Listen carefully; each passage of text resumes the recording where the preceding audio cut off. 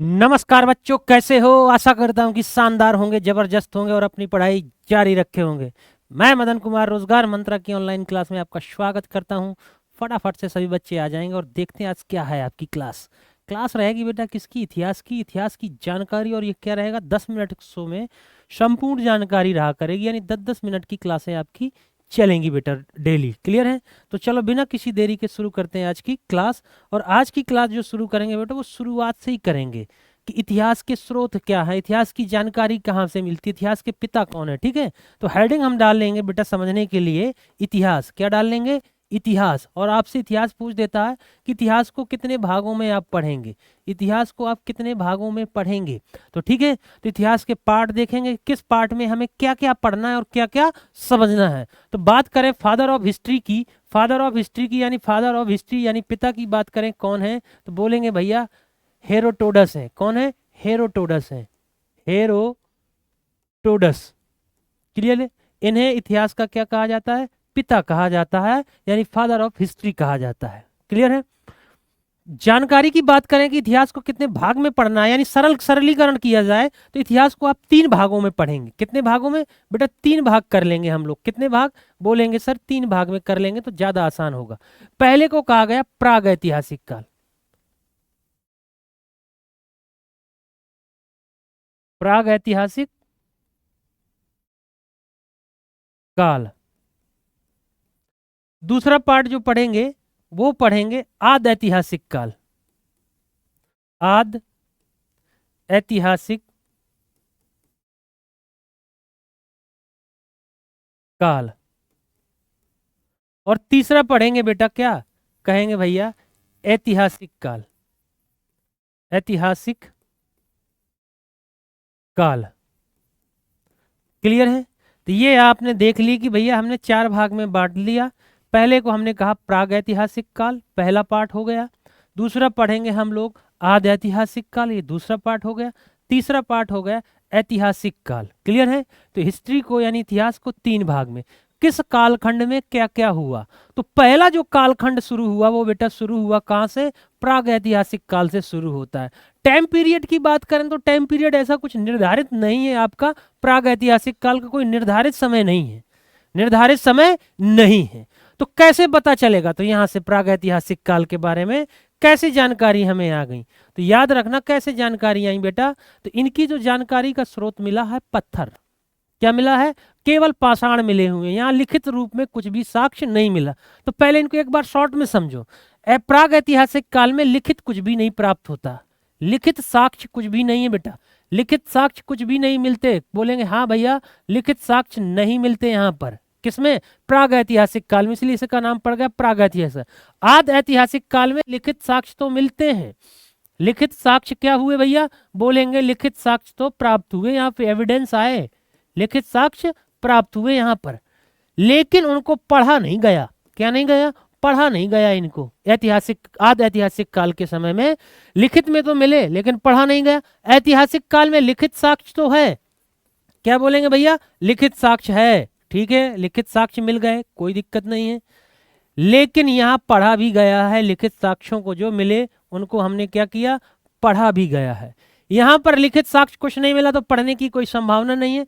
साक्ष्य के रूप में क्या प्राप्त हुआ? तो बोलेंगे भैया साक्ष्य के रूप में यहाँ कर केवल और केवल क्या मिलता है? पाषाण मिलता है। पाषाण बोले तो पत्थर प्राप्त हुए हैं। क्या मिले हुए हैं?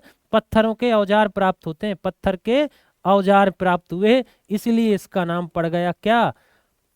क्या पड़ गया? प्राग ऐतिहासिक काल पड़ गया। इतनी बात क्लियर है? अब इसी कालखंड को ही इतिहासकारों ने 3 भागों में डिवाइड कर दिया। कितने भागों में? बोलेंगे भैया 3 भागों में डिवाइड कर दिया। तो एक बात समझ में आ गई कि प्राग ऐतिहासिक काल तो ऐसा कालखंड जिसमें लिखित साक्ष्य कुछ नहीं प्राप्त होता, केवल साक्ष्य के रूप में पत्थरों के क्या मिले?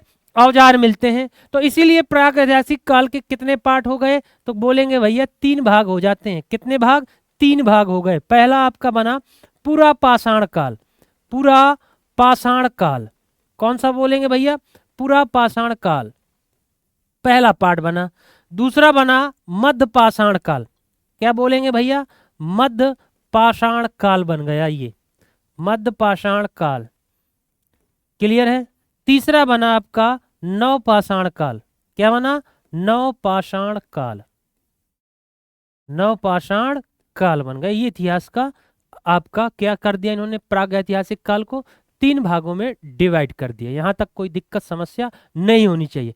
आदि ऐतिहासिक काल के कितने कालखंड कर दिए, तो आदि ऐतिहासिक काल में लिखित मिली और वो सभ्यताएं हमें देखने को मिली। कौन सी, वैदिक सभ्यता मिली, और कौन सी मिली, सिंधु घाटी की सभ्यता मिली। लेकिन उनमें से सबसे पहले कौन सी मिली, तो बोलेंगे भैया उनमें से सबसे पहले हमें जो सभ्यता मिली वो सबसे पहले हमें मिली नगरी सभ्यता।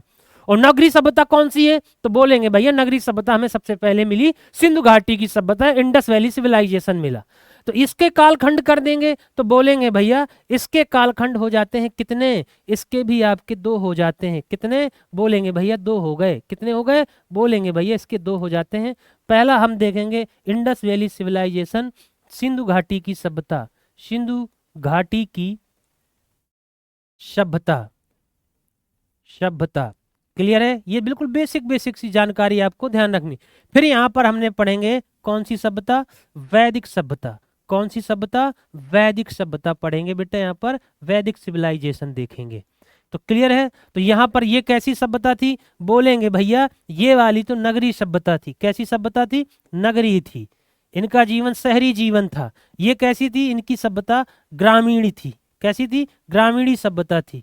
ग्रामीणी सभ्यता थी बेटा ये, ठीक है। गांव का जैसा परिवेश देखने को मिलता है किसमें, वैदिक सभ्यता में। क्लियर हो गई बात। तो देखो कैसे नगर से गांव की तरफ जा रहा है, लेकिन होना कैसा चाहिए कि गांव से शहर की तरफ होना चाहिए। तो थोड़ा सा क्या है ना कि सिविलाइजेशन हमें उल्टा देखने को मिल रहा है। कोई बात नहीं, तो एग्जामिनर आपसे पूछता है कि बताइए सिंधु घाटी की सभ्यता किस काल की है, तो बोलेंगे भैया आदि ऐतिहासिक काल की। वैदिक सभ्यता भी किस काल की, आदि ऐतिहासिक काल की। इसका मतलब क्या हुआ, इसका मतलब यह हुआ बेटा कि सीधा समझ में आ रहा है कि सिंधु घाटी सभ्यता में लिखित साक्ष्य तो मिलते हैं, लिखित साक्ष्य तो मिले, लेकिन उन लिखे हुए साक्ष्यों को पढ़ा नहीं गया। इसी प्रकार से कौन सी सभ्यता है, वैदिक सभ्यता है। लिखित तो मिला लेकिन पढ़ा नहीं गया, लेकिन वेदों में जो दिया गया, वेदों में जिनका उल्लेख हो गया उनको हमने पढ़ लिया। ऐतिहासिक काल में लिखित सब कुछ मिला और पढ़ा भी गया। तो यहाँ के 3 पार्ट इसके हो जाते हैं। कितने पार्ट, बोलेंगे भैया इसके भी 3 पार्ट हो जाते हैं। कौन से, पहले को कहते हैं प्राचीन इतिहास।